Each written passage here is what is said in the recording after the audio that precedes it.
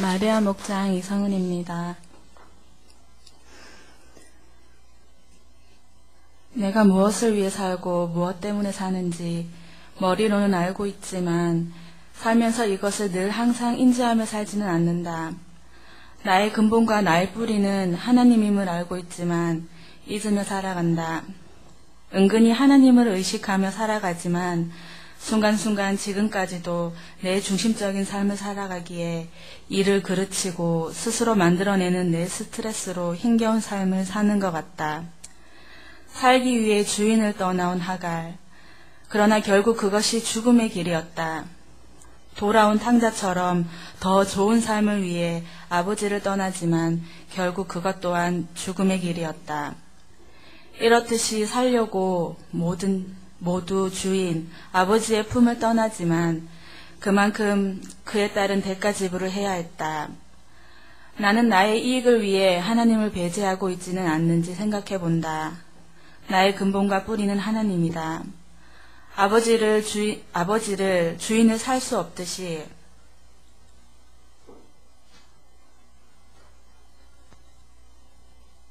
아버지를 주인을 떠나서는 살 수 없음을 깨달아야 할 것이다. 하나님만이 살 길이고 하나님께 거하는 삶이 되어야 한다. 세상 기준에 맞추어 살려고 머리 쓰고 계산하지 말라 하셨다. 세상 것은 모두 사라지며 죽어지는 것이지만 영원하신 하나님만이 사라지는 길이기 때문이다. 한 주간 하나님이 없는 그냥 나만의 삶이었음을 깨닫는다. 내 생각이 먼저였고 지체들의 조언이나 목자의 말들을 배제하고 그냥 나 혼자만의 삶을 산 것 같다. 1분 1초라도 방심하면 안 되는 영적 싸움. 내 중심적으로만 그저 악한 영들의 속삭임에 현혹되면서 한 주를 돌아보니 늘 처져서 힘없고 나태해진 모습이 아닌 나름 바쁘고 활기차게 생동감 있게 보냈다 여겨지지만 정작 하나님이 없는 삶이었던 것 같다. 하나님 없이 그저 인간적인 내 식대로의 삶. 시시때때로 악한 영들은 부지런히 찾아오기에 깨어있지 않으면 안 된다 했다. 생각지도 못하게 평온한 내 삶이라 생각했지만 정작 있어야 할 내 하나님은 없었다는 생각에 죄스럽고 죄송스러웠다. 하나님 없이는 살 수 없어. 언제 내게도 그런 고백이 나올 수 있을까? 하나님이 없었는데도 한 주간 살아온 것 보며 나는 아직 내가 살아있음을 깨닫는다. 좋은 말 할 때 하나님에게 돌아와라. 말씀이 떠오른다. 나를 죽이고 모든 것을 내려놓고 하나님에게만 거하는 나의 삶. 상상만 해도 멋진데 그런 날이 오길 늘 항상 애쓰고 노력하며 깨어서 아버지께로 달려가길 힘써야 하겠다. 마리아 목장 이금련입니다. 내 뿌리는 하나님이라는 것, 내 생명의 근원지도 하나님이요, 내 목숨을 살리게 하시는 이도 하나님, 죽이게 하시는 이도 하나님, 이 세상의 진정한 사랑도 하나님이시라는 것을 한 주를 살면서 체험을 통해서 확실하게 보고 깨달을 수 있었던 시간이 되었다.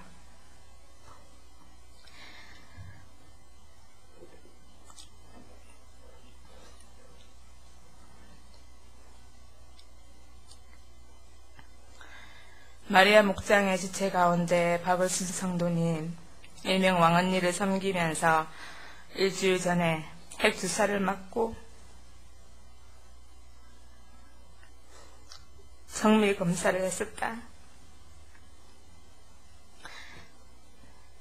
이번 정밀검사는 온몸을 세밀하게 살펴서 암세포가 있는지 없는지 확인하는 검사여서 병을 고쳐달라고 금식 기도하면서 부산 백병원에 검사하러 갔었다.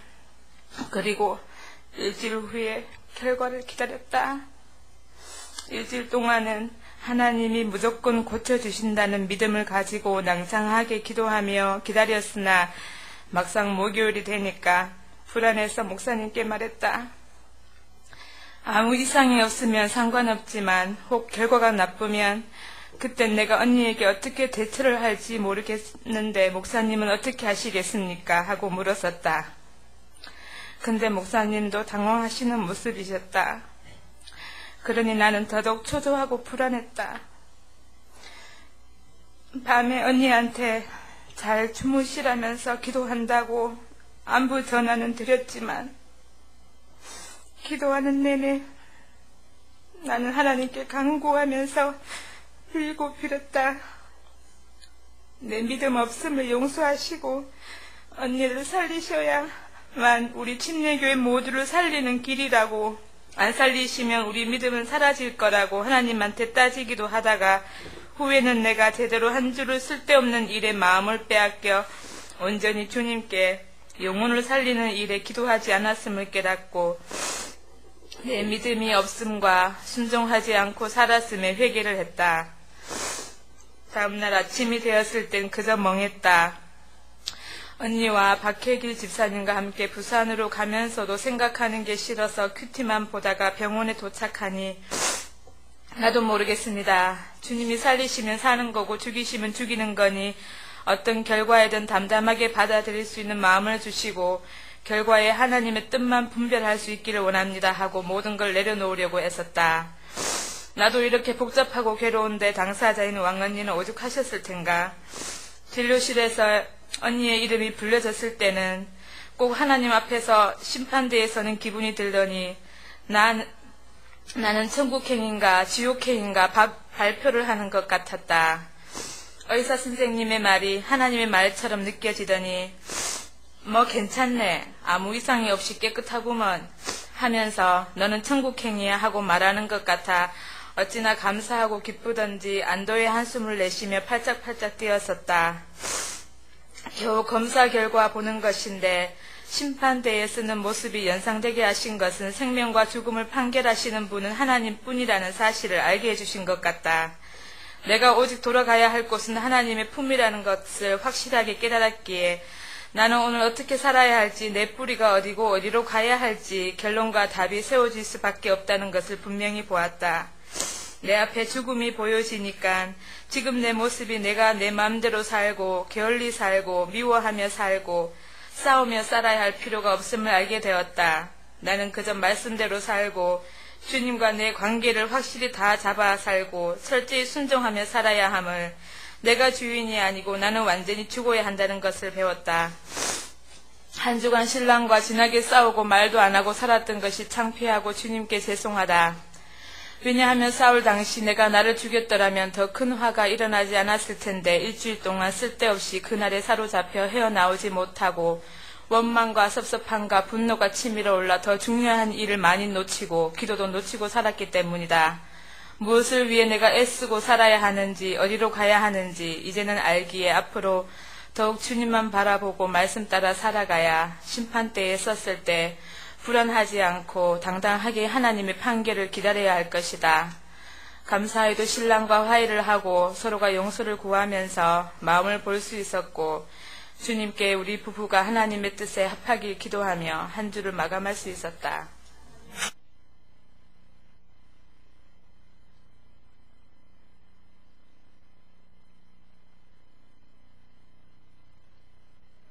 밖을 나가면 딴 사람이 된다는 사람이 내가 아닐까라는 생각이 든다. 변하지는 않지만 또 완전한 예수님의 모습이 드러나지 않는 것도 사실이다.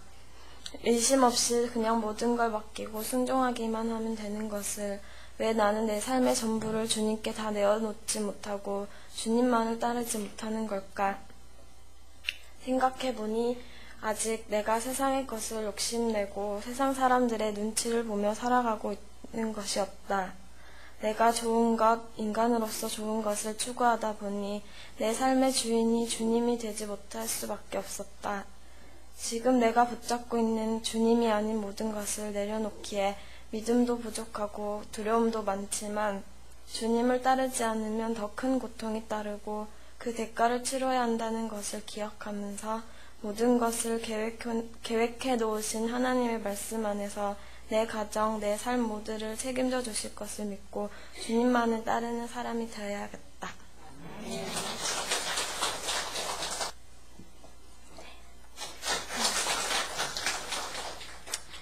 예수님의 제자 2명은 예수님이 말씀하신 대로 그대로 믿고 순종하였다. 나는 이 제자들처럼 말씀을 믿고 순종하기보다 말씀을 듣고 의심한 적도 많았었고 계산한 적도 많았었다. 말씀대로 행해야지 하면서도 내 마음대로 행동하고 결정한 적도 있었다. 이렇게 나의 기분대로 살았던 것 같다. 마치 예수님께서 나귀를 타고 예루살렘으로 오실 때 많은 사람들이 호산나 하며 예수님 오시는 것을 즐거워하였지만 세상 가치관에 중점을 두고 있던 사람들은 자기들이 원하는 것은 이루어지지 않는 분심을 알고서는 바로 태도가 돌변하여 예수님을 십자가에 못 박는다. 얼마나 어리석은 자들인지 나 또한 이 사람들처럼 살아왔었다. 이제는 주님이 없는 나의 삶은 빈 껍데기일 뿐이다. 오직 주님께서 말씀하시면 아멘으로 답하며 바로 순종하는 자가 되어야겠다. 내가 도저히 이해할 수 없는 상황일지라도 오직 주님만 바라보며 주님만으로 만족하고 주님 말씀에 순종하는 자녀가 되어야겠다. 장 김대호입니다. 맞은편 마을에 매여 있는 나귀 새끼도 주님의 것이요 다락방도 주님의 것이다. 세상 우주 만물이 주님의 것이다. 그러고 보니 내 것은 아무것도 없다. 아무것도 없기에 주님만을 바라보고 주님만을 따를 수밖에 없도록 만들어진 것이 하나님의 섭리인 것 같아. 만약 내가 원하는 메시아가 있다면 분명 그분은 메시아가 아니다. 내가 만들고 바라는 메시아이기 때문이다. 나는 아무것도 소유하지 못한다. 그리고 아무것도 없어야 한다. 그래야만 진정한 하나님이 나를 채울 것이다. 내 속에 나로 꽉 채워놓고 아무리 주여 주여 한다고 천국이 나에게 임할 수는 없는 것이다. 주님을 따르려면 내 속에 주님으로 꽉 채우면 자석처럼 저절로 내가 힘들이지 않고 주님에게 끌려갈 것이 아닌가. 현재 내가 처한 로마로부터 해방시켜주는 주님이 아니라 나의 배를 채워주는 주님이 아니라 죄에서부터 나를 구해주시고 지켜주실 메시아를 내 마음에 모실 때 진정 나는 천국을 느끼며 살아갈 수 있을 것이다. 나에게 뭔가를 해주는 주님이시라면 내가 주님보다 높아지는 것이고 나는 타락한 천사처럼 사탄이 되고 말 것이다. 천사도 흠모하는 내가 되기 위해서는 말씀하시는 대로 남들 보기에 바보처럼 따라가고 바보처럼 행동하고 바보처럼 사는 것이다. 이것이 진정한 구별된 그리스도인이 되는 길이다.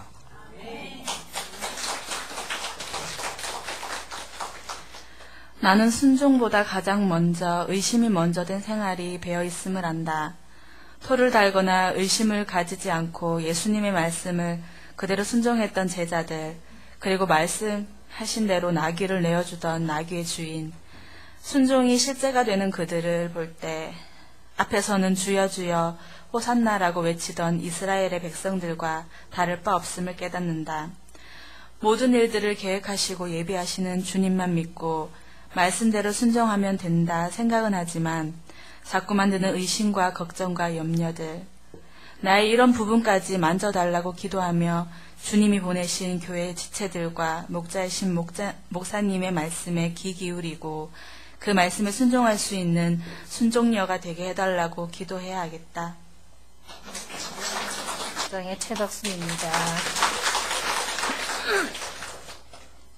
주님이 내 마음의 주인 되실 때 내 가정이 편안해진다는 말씀을 경험했다. 며칠 전부터 남편이 주일날 낮 예배만 드리고 꽃구경을 가자는 말을 했다. 말도 하지 않고 기도만 했다. 주일 예배를 온전히 드리길 원하오니 예배를 온전히 드릴 수 있게 도와주시길 원하는 기도를 드렸다. 어제 저녁 퇴근해 온 남편이 오늘 추웠는데 내일은 더 춥다네? 아이들 데리고 밖에 나가는 건 무리일 것 같다며 다음 주 토요일날 야외 나가자는 제의를 했다. 할렐루야를 외치며 할렐루야를 마음속으로 외치면서 이 날씨에 뭘 춥다고 하느냐고 핀잔을 주었다. 기도할 수 있는데 왜 걱정하십니까? 기도하면서 왜 염려하십니까? 라는 복음송 가사를 늘 기억하길 원해본다. 할렐루야.